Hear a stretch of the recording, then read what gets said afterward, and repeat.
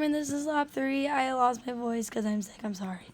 So the purpose of this lab was to measure the distance dependence of a small bar's magnetic and magnetic field and compare the values to the values found using the Biot-Savart law. And then in the experiment, I used the magnetometer app to find the net magnetic field and then compensated for magnetic north, and then found the distance necessary for the sensor to pick up the certain magnitudes of the magnetic field in the perpendicular, parallel, and at a 45-degree angle. And so the two fundamental physics principles of this lab are the Biot-Savart law, shown here. Then there's the distance dependence formula given from the lab protocols.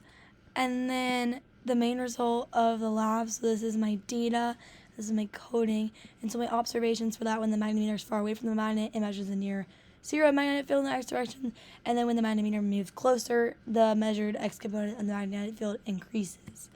And so here are my initial conditions and calculations. So system is the bar magnet surrounds the Earth, N is negative 2.9736, natural log of Bx is negative 14.651, and so this is just the slope of the line from the graph. This is the y-intercept.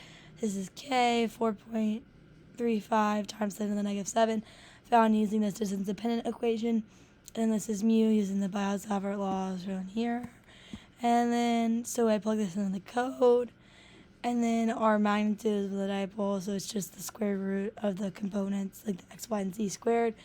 And then here is the Biot-Savart law and its full capacity. And then here's p-scale. I just made the arrows fit. This is the distance that I found in my lab.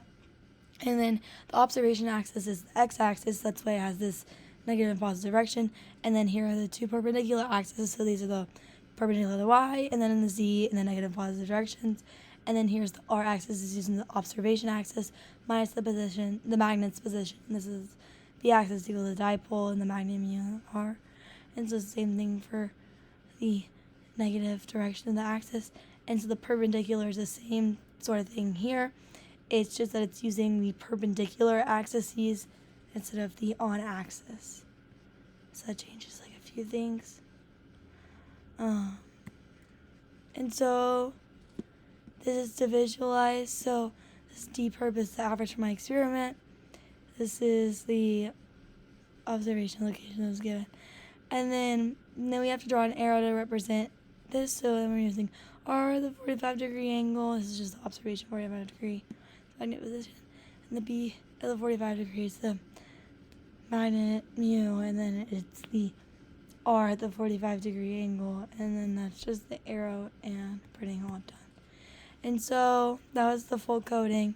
So if I hadn't oriented my experiment to compensate for the magnetic north, and I instead laid out my meter seconds of intermediate angle with respect to the Earth's magnetic field, how would my results change?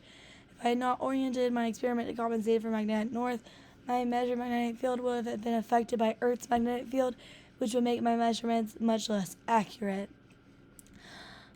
And then if I were to stick two magnets together and run the experiment again, how would I expect my measurements to differ? If I were to stick the two identical magnets together and run the experiment again, I would get a greater magnetic field in the same direction. This is because these magnets are working together as one, doubling the magnitude.